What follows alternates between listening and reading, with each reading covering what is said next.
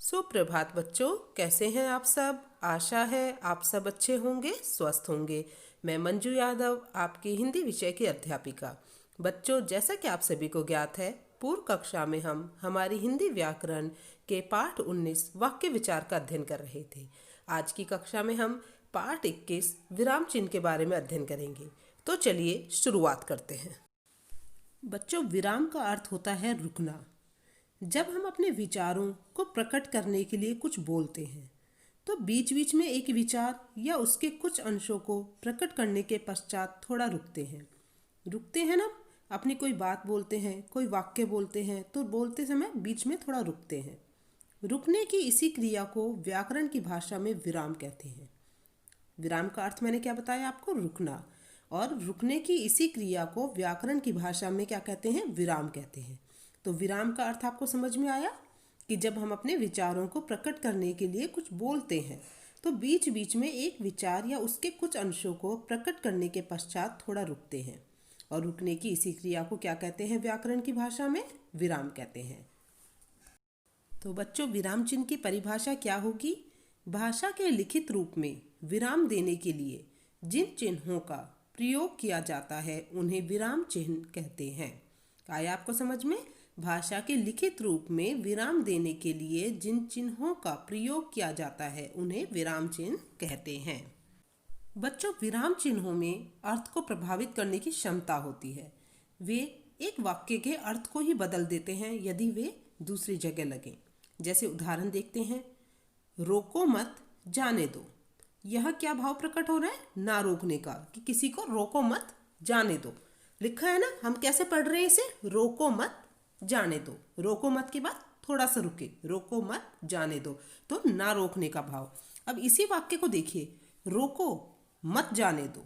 यहाँ रोकने का भाव कि उसे रोको मत, जाने दो। तो देखा आपने, विराम चिन्हों के ही अलग अलग लग जाने से अर्थ में कितना परिवर्तन हो गया है। यानी अर्थ को प्रभावित करने की क्षमता होती है विराम चिन्ह में। एक ही विराम चिन्ह जब हमने अलग अलग जगह लगाया तो वाक्य का अर्थ ही बदल गया। रोको मत, जाने दो, तो क्या था, रोको मत, जाने दो, ना रोकने का भाव, और रोको मत, जाने दो, रोकने का भाव। तो आया आपको समझ में। विराम चिन्हों में अर्थ को प्रभावित करने की क्षमता होती है, यानी कि किसी भी विराम चिन्ह को दूसरी जगह लगा देने से अर्थ में परिवर्तन आ जाता है। हिंदी के प्रमुख विराम चिन्ह निम्नलिखित हैं: पूर्ण विराम, अर्ध विराम, अल्प विराम, प्रश्न सूचक चिन्ह, विस्मय सूचक चिन्ह, उद्धरण चिन्ह, योजक चिन्ह, निर्देशक चिन्ह, कोष्ठक, लाघव चिन्ह। आइए अब इनके बारे में हम विस्तार से पढ़ेंगे। सबसे पहले पूर्ण विराम। देखो बच्चों, पूर्ण का अर्थ क्या होता है, पूर्ण, खत्म हो जाना, पूरा हो जाना। तो आप शब्द के अर्थ से ही समझेंगे, पूरा हो जाना। वाक्य के अंत में पूर्ण विराम का प्रयोग किया जाता है। यह सामान्य कथन की पूर्णता का बोध कराता है। यानी कि यह सामान्य कथन, एक कथन की पूर्णता, उसके पूरे हो जाने का बोध कराता है। आया आपको समझ में। वाक्य के अंत में पूर्ण विराम का प्रयोग किया जाता है। यह सामान्य कथन की पूर्णता का बोध कराता है, यानी कि एक कथन के पूरे हो जाने का बोध करवाता है। जैसे उदाहरण देखिए, निशा अच्छा अभिनय करती है। यह वाक्य यहीं पर खत्म हो गया, तो लास्ट में आखिर में क्या लगा, पूर्ण विराम। स्कूल खुल गया, पूर्ण विराम, क्योंकि ये वाक्य पूरा हो चुका है।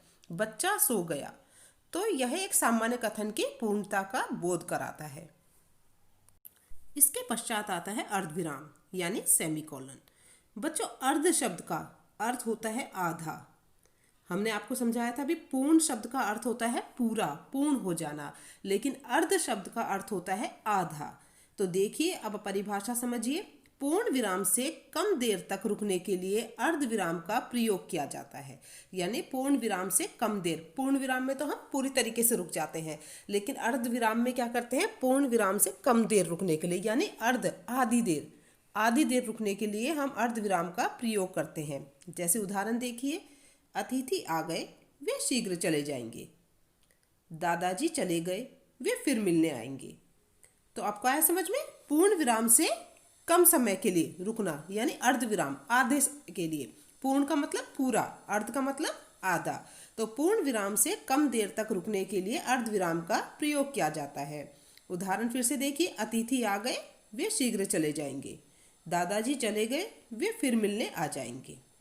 आया आपको समझ में? अल्प विराम। बच्चों देखिए, अब इसका अर्थ समझिए। अल्प यानी बिल्कुल थोड़ी सी देर के लिए। पूर्ण का मतलब पूरा, अर्ध का मतलब आधा और अल्प का मतलब थोड़ा सा। तो अर्ध विराम से कम देर तक रुकने के लिए अल्प विराम का प्रयोग किया जाता है। पूर्ण विराम का प्रयोग कब होता है? पूरे तरीके से पूर्ण हो जाने पर। अर्ध विराम का अल्प विराम, पूर्ण विराम से कम देर के लिए, और अल्प विराम का अर्ध विराम से कम देर के लिए। तो अर्ध विराम से कम देर तक रुकने के लिए अल्प विराम का प्रयोग किया जाता है। इसका प्रयोग एक तरह के शब्दों के बीच भी किया जाता है। संबोधन सूचक शब्दों के बाद भी इसका प्रयोग होता है, जैसे नेहा, अनन्या, प्राची और प्रतिभा को बुलाओ। यहाँ नेहा, अनन्या, प्राची ये सभी किसके नाम है? लड़कियों के नाम है। तो ये सभी एक समान है। तो आपने देखा इसका प्रयोग एक तरह के शब्दों के बीच भी किया जाता है। तो यहाँ इनके नाम को अलग अलग करने के लिए नेहा, अनन्या, प्राची और प्रतिभा को बुलाओ। दूसरे वाक्य में देखिए, रोहित इधर आकर बैठो। आपको आया समझ में? तो बच्चों आपको आया समझ में? अल्प विराम का प्रयोग अर्ध विराम से कम देर तक रुकने के लिए किया जाता है।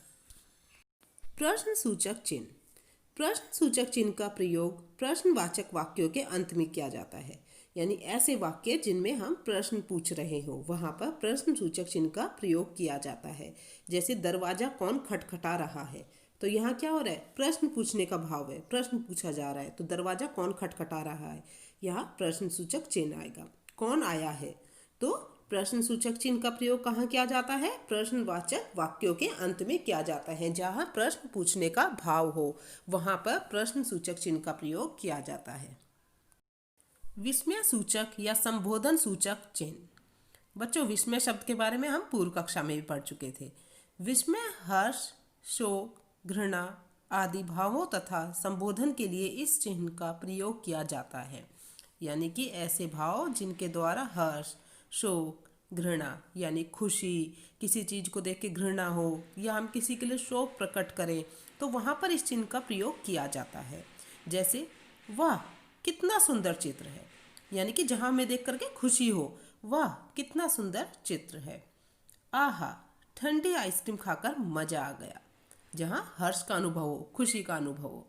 अरे प्रिया प्रथम आ गई, यहाँ पर विस्मय का भाव प्रकट हो रहा है। इस तरह हम और भी उदाहरण ले सकते हैं। जैसे हमें किसी को चेतावनी देनी हो, सावधान आगे गहरा गड्ढा है, या इसके अलावा हम शोक प्रकट करें, हाय बाढ़ में सारा परिवार डूब गया, या किसी चीज के प्रति पीड़ा, हाय सिर फटा जा रहा है। तो ये सभी क्या है? विस्मय, हर्ष, शोक, घृणा आदि भावों को प्रकट करते हैं। तो विस्मय सूचक चिन्ह कहाँ लगता है? जहाँ पर विस्मय, हर्ष, शोक, घृणा आदि भावों तथा संबोधन के लिए इस चिन्ह का प्रयोग किया जाता है। तो बच्चों आज की कक्षा में हमने विराम चिन्ह के बारे में अध्ययन किया। विराम चिन्ह किसे कहते हैं? भाषा के लिखित रूप में विराम देने के लिए जिन चिन्हों का प्रयोग किया जाता है उन्हें विराम चिन्ह कहते हैं। हमने कौन कौन से विराम चिन्ह के बारे में पढ़ा आज? पूर्ण विराम, अर्ध विराम, अल्प विराम, प्रश्न सूचक चिन्ह, विस्मय सूचक चिन्ह। अगली कक्षा में हम अन्य विराम चिन्हों के बारे में अध्ययन करेंगे। अब हम बात करते हैं हमारे आज के कक्षा कार्य की। कक्षा कार्य में सबसे पहले आप ऊपर दिनांक लिखेंगे 24/12/2020, पाठ 21 विराम चिन्ह, कक्षा कार्य।